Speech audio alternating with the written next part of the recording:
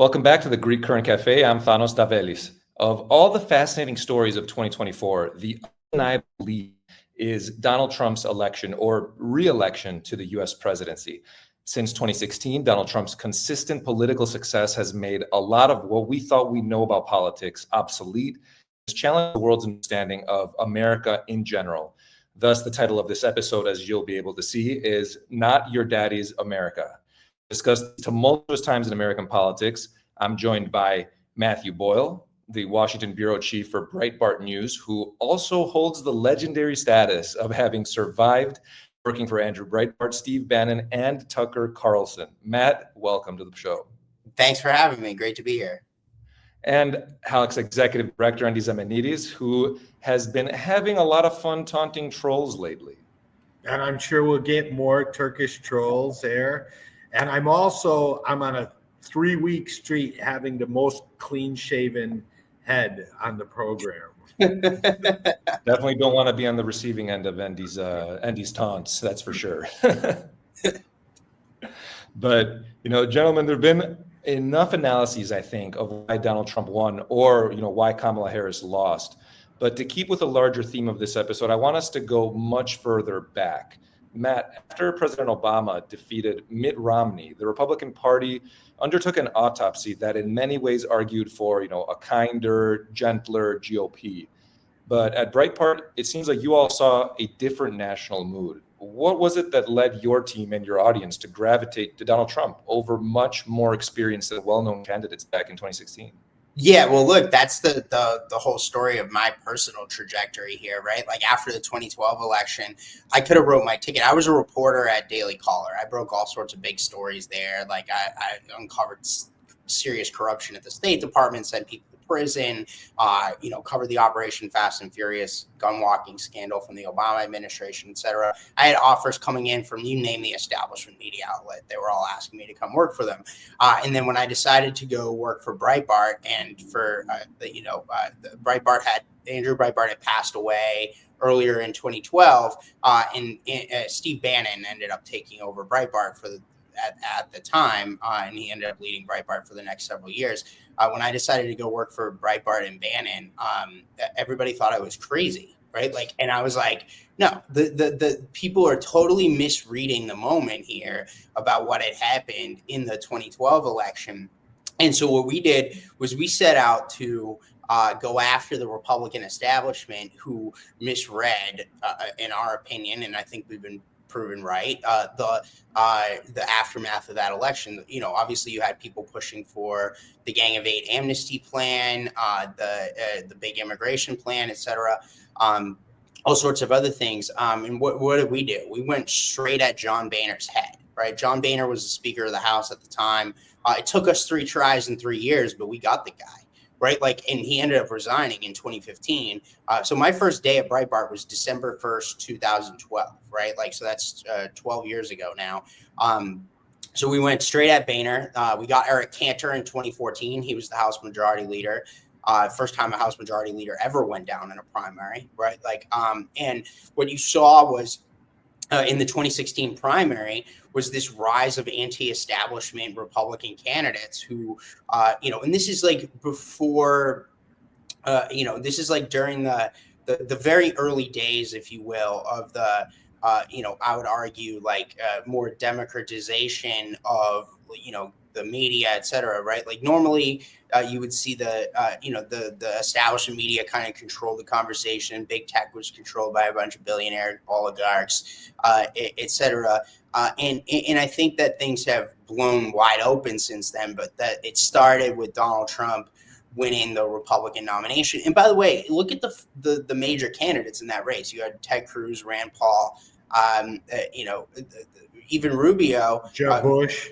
Yeah, but Jeb Bush was a candidate, right? Like the guy, Rubio. Jeb Bush came in 5th place everywhere, right? Did he win anything? No, and so and Kasich kind of the only state Kasich won was Ohio, which was his home state. But the fact of the matter is that what you had was the vast majority of the field that was successful the number 1 and 2 candidates, Trump and Cruz, were very anti-establishment guys. So it proved us right. And so what we were doing was capturing that. You may have proved it right, but that doesn't mean you're not crazy. How does that preclude you? You still could be crazy. For the election, I would put you in 6 electoral votes in 2016. Yeah. That proves it right? Like, and there's a distrust out there among the American public. All you have to do is go out and talk to people and listen. That's called journalism, right? Yeah. Like where the people distrust these elites and institutions, and you hear the word globalist all the time. That's what so you had the same few families running America, like royal families for the last several decades, right? You had the Bush family, 2 Bushes president. You had the Clinton family, right? Like obviously Bill Clinton was president for 8 years, and then his wife ends up becoming the Democrat nominee.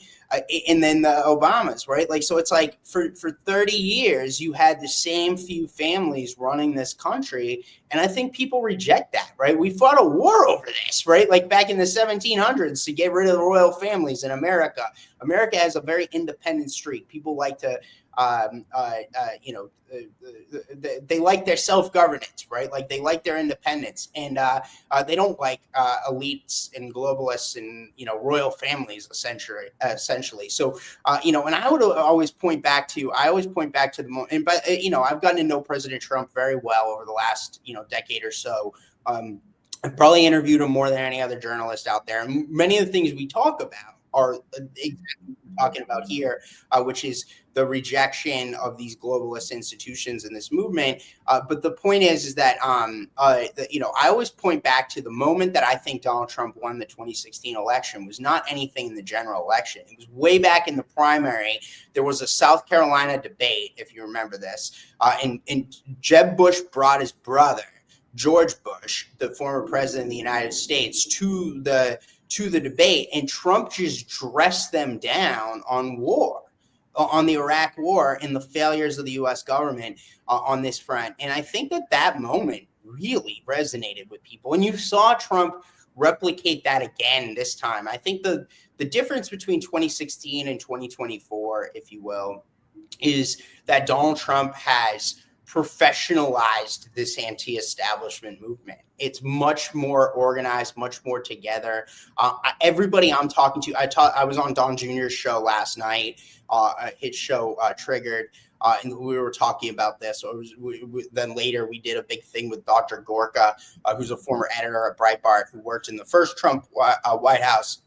It is headed back into the second Trump administration. He's going to be the counterterrorism director at the White House and the National Security Council. And that's one of the themes that we're noticing as Trump is building out this second administration. You look across the board, I think that it's a much more professionalized movement in that it's deliberate, it's not accidental, it's planned. They know what they're doing. Like Trump is more. I think we'll get into that too later. But Endy, I'll jump to you because we heard about this moment that Matt described in this, debate, and as a tipping point. Was there a moment or political tipping point people should have paid greater attention to you in your view? Yeah. Well, first I want to there was one part where I want to agree with him, but I don't think he should have put the Obamas, because there was a tipping point. They were not part of that Bush, Clinton. They actually started, and this is where I think the tipping point came. Obama was originally an anti-establishment candidate. Sure. Right. And I do think the war point is much more salient than people think, because what distinguished Barack Obama in the 2008 primary campaign? He pointed to Hillary Clinton and Joe Biden and John Edwards and said all of those people, and Chris Dodd, and said they voted for the Iraq war. Now, truth be told, Barack Obama was not even in the United States Congress at that point. So it was a freebie to say, yes, I was against the Iraq war, because he did a speech in Daley Plaza.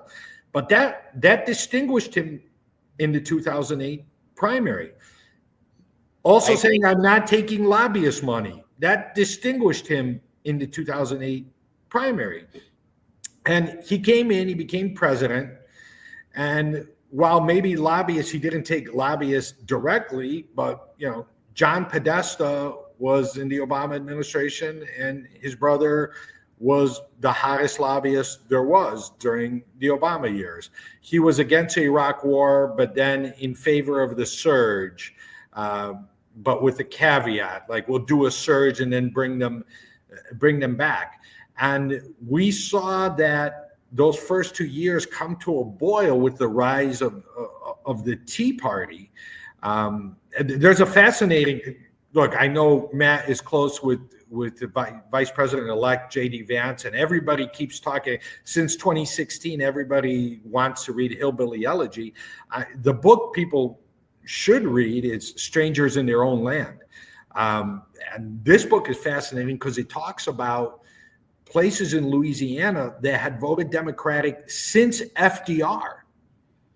And in 2010, they switched and they went to the Tea Party. And I think the author did a postscript or a new forward in 2017 saying now these are MAGA people. But when typical Democratic voters, and we saw this year with the working class, were looking for a candidate in their own party saying you're anti-elite or you're anti-systemic.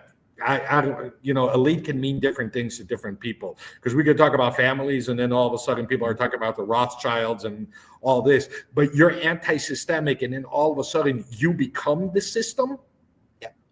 Well, do you think that Barack Obama? I would say 2010 was a tipping point. Do you think Barack Obama could have done something different? Could he have stopped the rise of the Tea Party? Was there a missed moment for Obama at the time? By the way, everybody thinks, oh, Matt Boyle, Breitbart, big right winger. Okay, I voted for Obama in 2008 when I was a college kid, right? Like I didn't and I kind of stumbled upon the American right? Like the fact of the matter is that why did people like me vote for Barack Obama in 2008? Because he promised to end the war in Afghanistan, and then he never did it. Right, like Trump was, and then Trump did that in 2016, and then was taking actual steps toward it. And then when Biden got in, he screwed the whole thing up, and that's a whole nother story. But it didn't need to be the way it was, right? Like you could have ended it much more effectively and peacefully. But the fact is that people were tired of these endless wars, and they were tired of this establishmentarian stuff. And I think that when Obama came in, and the reason why you had that Tea Party movement, which then later morphed into this Trump MAGA movement, right? Like that you see that's very strong today, and that's where I got my start, by the way. I was a journalist covering the Tea Party movement in 2010. That's when I met Andrew Breitbart. That's when I met Steve Bannon, right? Like, I think the reason why you had that, and the reason why you have those people you're talking about, I haven't read that particular book, but I need to, clearly, so I'm going to. But I think the reason why you had that is because Obama was a fraud, right? Like he promised all these things to get in there, to be this anti-establishment guy who was going to he promised hope and change, and then he didn't deliver it, right? Like, so he promised hope and change, and then he went there and he became part of the swamp, right? Like, and didn't shake things up. He let the deep state run the show, right? Like, and so here was this guy that was this great crusader against corruption and against the political class, who then became the political class's biggest champion. And that's what he is today, right? Like, so, I mean, if you look at Obama out there hanging out with celebrities and rapping at events in Detroit, it's kind of like the sad end of a chapter of what was once promising. Right, like maybe if Michelle makes a run for office or something down the road, the Obamas could get back to that. But I think that the sentiments that led to Obama's election in 2008 are the same ones that led to Trump's election in 2016 and again this year in 2024.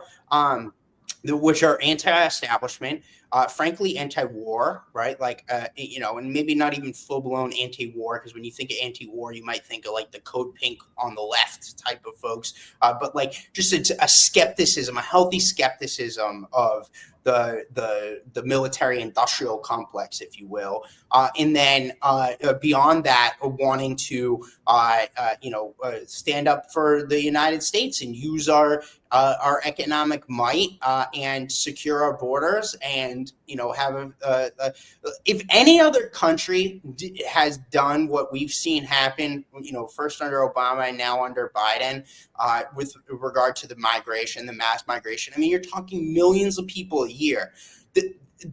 They would have broken by now, right? Like the fact that the United States is on the brink with this.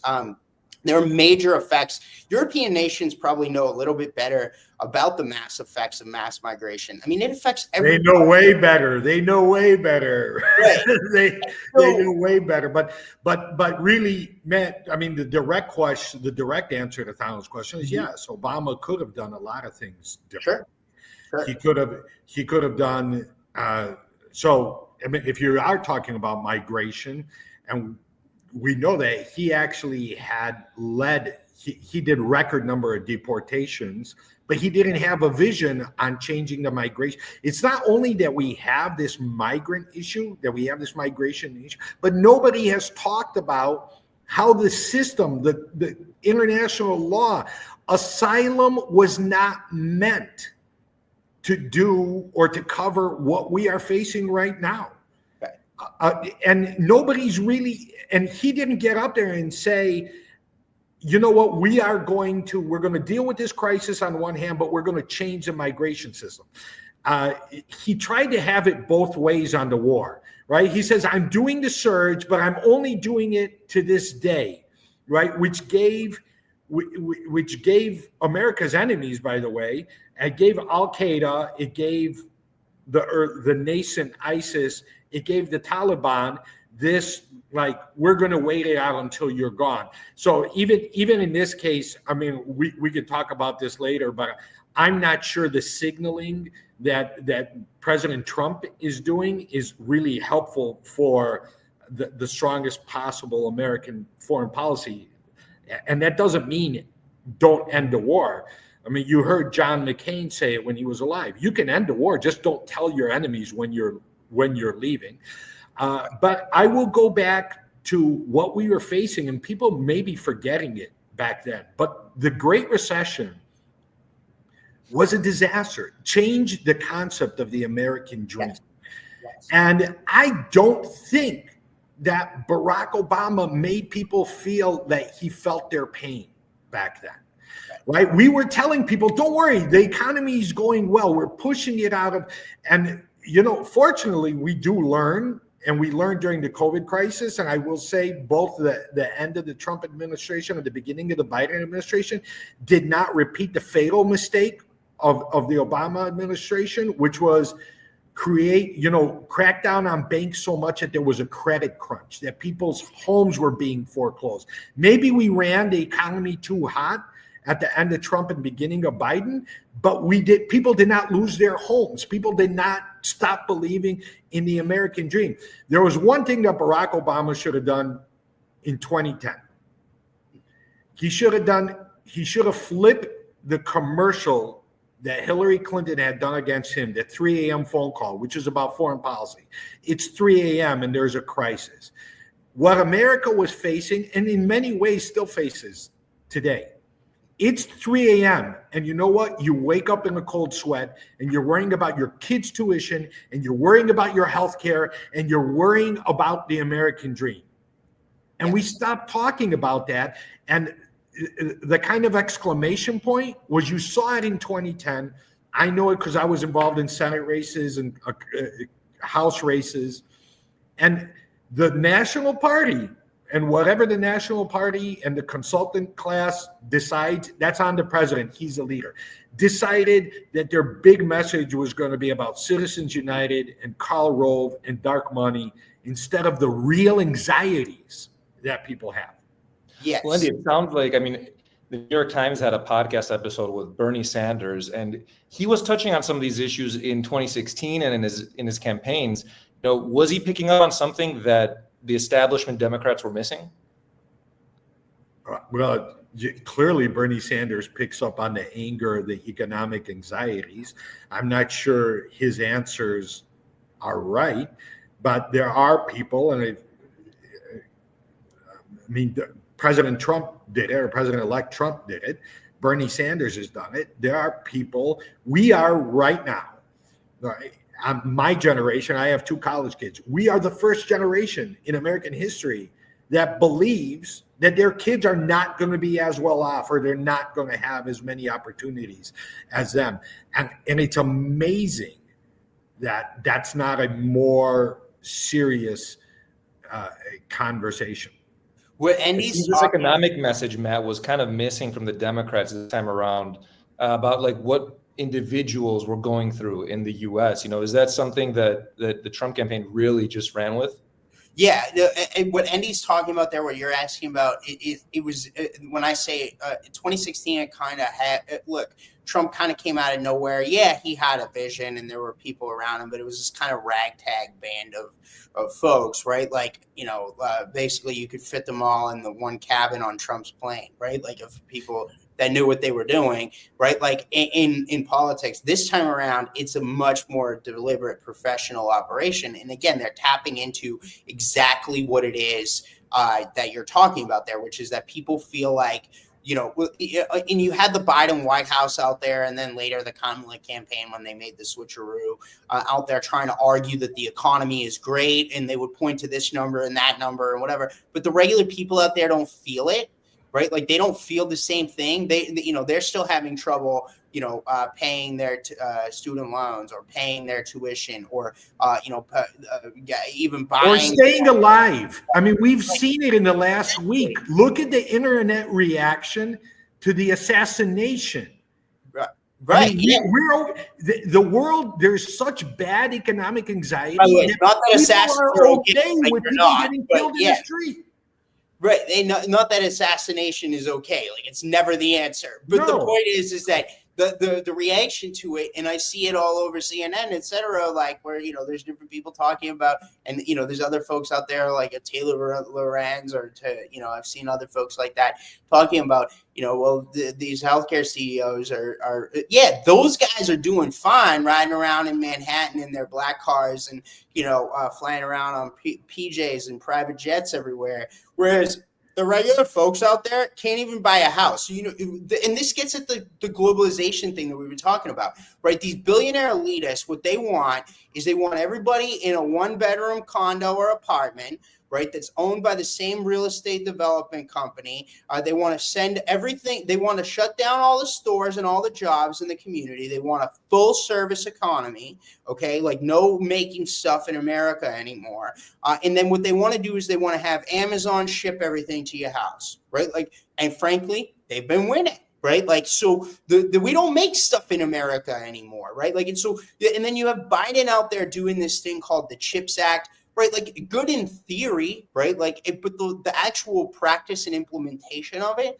I mean, can we point to please like a single company that's making stuff in America again because of that?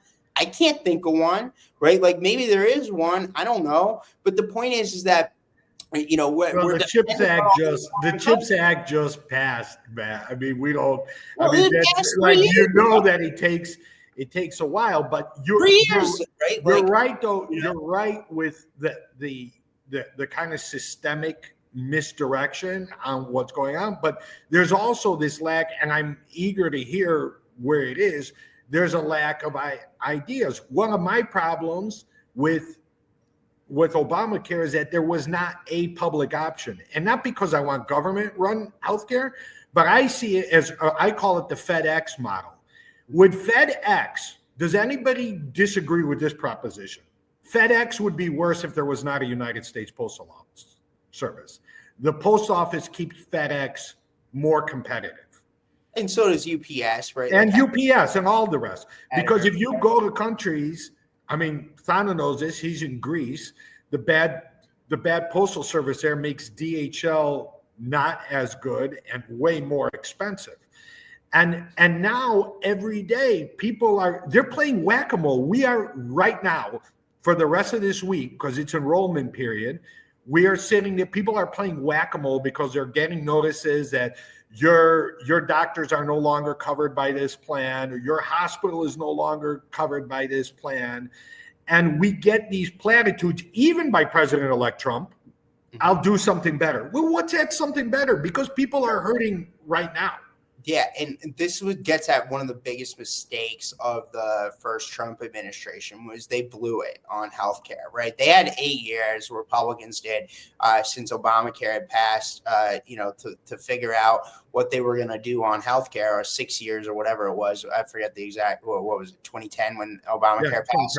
Yeah. So 6 years they had to figure this out in several election cycles, and then I think they blew it, right? Like, so, in fact, we were pretty critical of the Trump administration back then, and over their lack of a seriousness on this. And frankly, then at the end, you had John McCain do the thumbs down on the floor of the Senate as his last act in life, basically, right? Like, but the fact is that if they're gonna do something, they need to be more professional and more serious about it. You saw President Trump talk about healthcare in his Meet the Press interview, his first interview after he was, we won the election this weekend.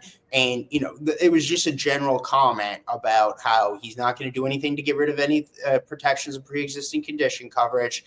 And if anything, they will try to lower the cost. That's a good place to start from. But I think that, if you are going to do something to drastically change the American healthcare system, you better know what you're doing, right? Like, and you better know the ins and outs of the policy stuff. And I think that, frankly, the Republicans, blew it on this but this is the thing, is that what we've been doing over the course of all the way back to 2012, right? Like, and really, especially since 2020, has been getting rid of as many of these establishment loser Republicans that lost. They're just professional losers, right? Mitt Romney, Jeb Bush, Paul Ryan, Eric Cantor, John Boehner. Now you're seeing Mitch McConnell leaving, right? Like, so, I mean, yeah, he's still a senator, but he's no longer the Republican leader in the Senate, at least at the beginning of the next Congress. And you're going to see us intensify on this. And, and what's happening? We're replacing them with smarter, more effective, better communicating, and more serious members of the United States Senate and United States House. And if we continue that, I think we're over the hump, right? Like, we're over the hump here. There's still some bad guys left, but in this broader fight, we've fundamentally changed the Republican Party over the course of the last decade plus. My hope here, frankly, as somebody who wants the American worker to succeed after what we just saw in the 2024 election, is that Democrats go through the same thing. Now, they're a little bit behind the 8 ball on us, but if Democrats do the same thing, imagine this: a space race between Republicans and Democrats, or an arms race, right, where they are competing for the best ideas to represent the American worker and family. If that happens, then guess what? Everybody's better off if the two parties are competing. To your point about competition between the Postal Service and FedEx, right? Like, we need to have two parties that are competing for the best ideas. And so I've seen a little bit of evidence since Election Day a month ago that Democrats are, at least some of them, are trying to go the right way on this, but they got a lot of work to do, and frankly, they got to ditch their globalist establishment people too. They got to do what we did. So as we wrap up, guys, would it be fair to call the period that we've been living through, 2016 to 2028, or even earlier than that, with Donald Trump becoming the nominee, the Trump era? Is this period on track? Yes, it's a Trump era. Anybody who's first of all, only FDR had a longer period of. I mean, maybe you can compare this to like Andrew Jackson, which may be more on point because seems to be pursuing the same vibe in the Trump camp as Andrew Jackson, this populist, anti-systemic, and Andrew Jackson lost and then won.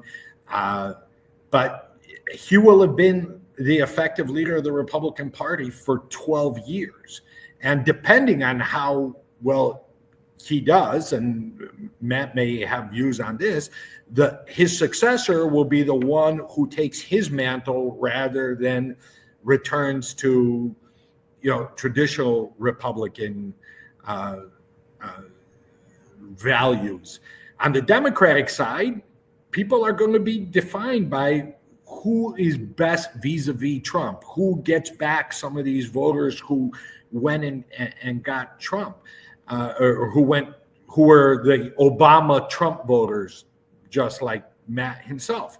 Who does that? So yeah, he defines these last 12 years, and Biden is going to be seen as some type of temporary foil.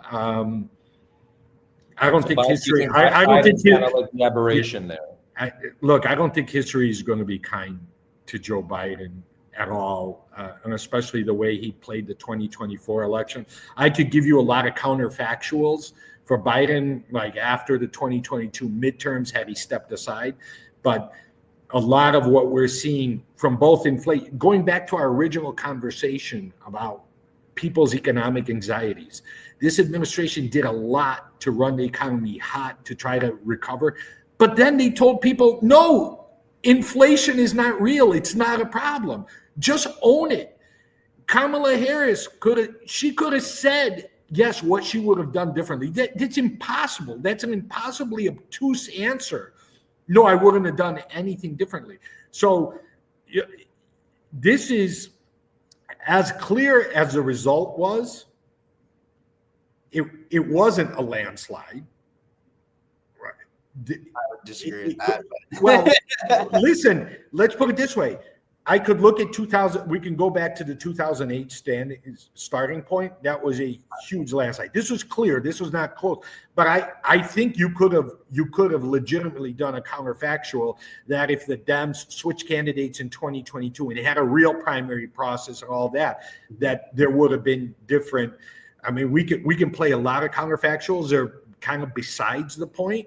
I think the Democrats were destined to lose this election from the beginning, and Trump was destined to win, regardless of what they did and how they did it. Right? Like, they could have stuck with Biden. I think the result would have been around the same. I think if they did a open primary, it probably would have been about the same. And why is that?